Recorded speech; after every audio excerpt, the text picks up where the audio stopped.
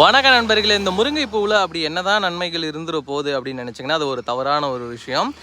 இந்த குழந்தையின்மை பிரச்சனைக்கு பார்த்திங்கன்னா விந்துவில் உயிரணு குறைபாடுகள் நிறைய பேர் இன்றைக்கி காலகட்டங்களில் ஃபேஸ் பண்ணிகிட்ருக்காங்க.